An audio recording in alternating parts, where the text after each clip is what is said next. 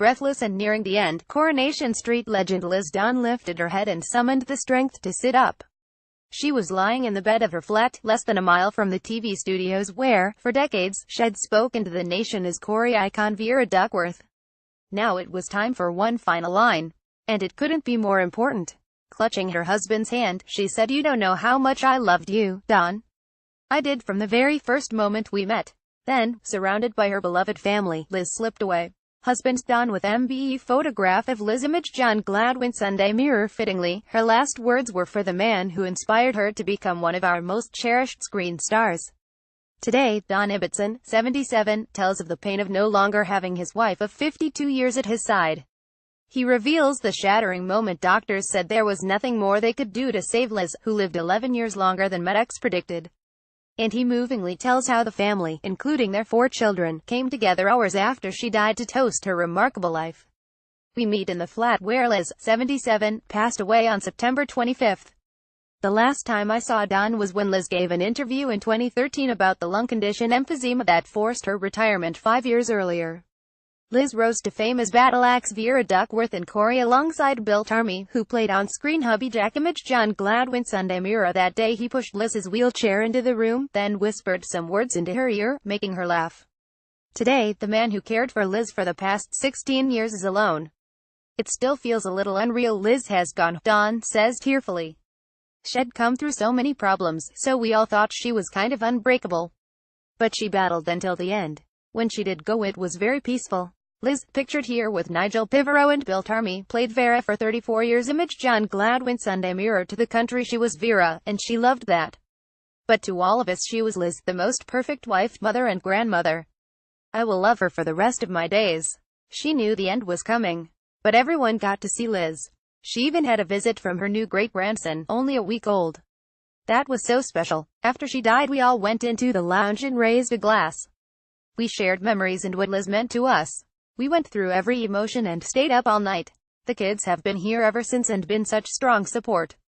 Don admits he thought Liz was gorgeous when they first met in the 60s. Image John Gladwin Sunday Mirror. The flat is adorned with memorable pictures. One, from 2000, shows Liz the day she received her MBE from the Queen. In another, she jokes with Prince Charles as he visited the Corrie set to mark the soap's 40th birthday. And, of course, there are snaps of beloved co-star Bill Tarmy, who played TV husband Jack Duckworth. Bill died 5 years ago, aged 71. But the picture that stands out is a 1960s snap Don keeps close to his armchair. It shows him and Liz with their young family. He recalls, "We met in a pub in Leeds. I was an electrician and I was with a friend and she was with a friend. My first thoughts, I must be honest, were that I found Liz a wee bit annoying." Liz with Tony Blair on the cobbles in 1996. Image John Gladwin Sunday Mirror. She kept asking daft questions like "What's the time" and "Where's the toilet?" but I was soon blown away by her. She was gorgeous. Liz was estranged from her husband and had a son. Don invited her on a date. "It wasn't glamorous," he laughs. "We went to Scarborough for the day. Graham, her son, was only 3. I arrived an hour late. But we had a great day. She was impressed. I had a car, a maroon and gray Ford Consul. So maybe she thought I was the bee's knees." They returned to Scarborough soon after, for a week at a holiday camp. Liz entered a singing contest and won. Don says she brought the house down. "My heart was bursting out of my chest." The pair were in love and Liz fell pregnant, but there was a problem. She was still married, Don chuckles. "And back then you had to get a judge to give you approval for a divorce. When she was 8 months pregnant we got permission and got hitched straight away. Liz borrowed a fur coat from a pal to cover her bump. We took a bus with our parents to Leeds Register Office. Then we went for tea in town. Don, the first of their 3 daughters, was born weeks later and they moved into a council flat. With money tight, Don encouraged Liz towards showbiz. The soap star performed cabaret on the QE2 in 1993. Image John Gladwin Sunday Mirror. He goes on, "There was a club in Leeds and I put her down for an audition. Liz could earn more in a night than I could in a week.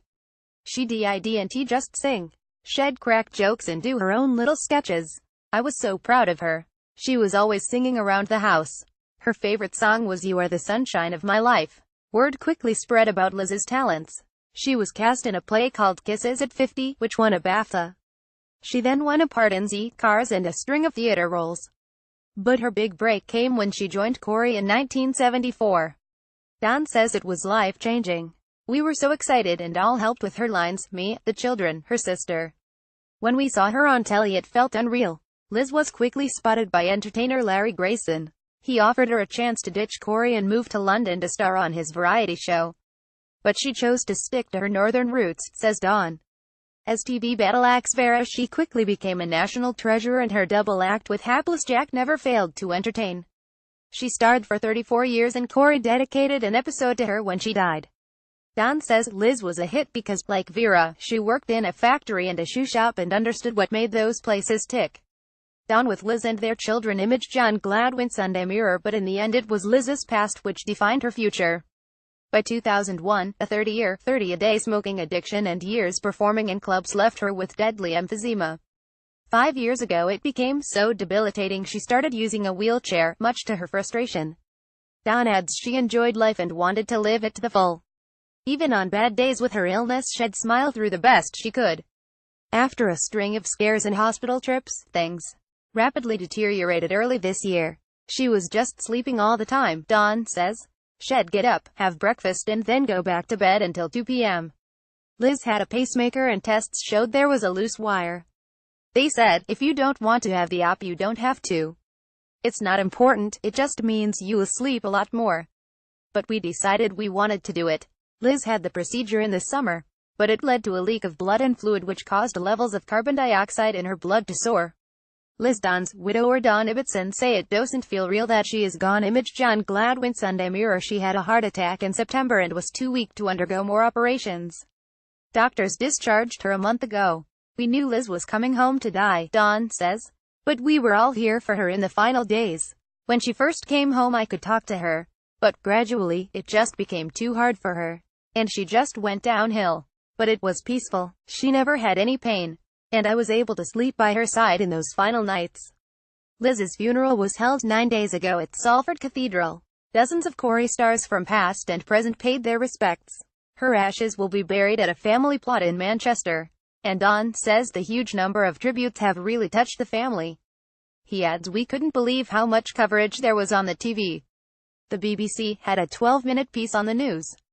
Watching it made us all realize the love and affection she was held in.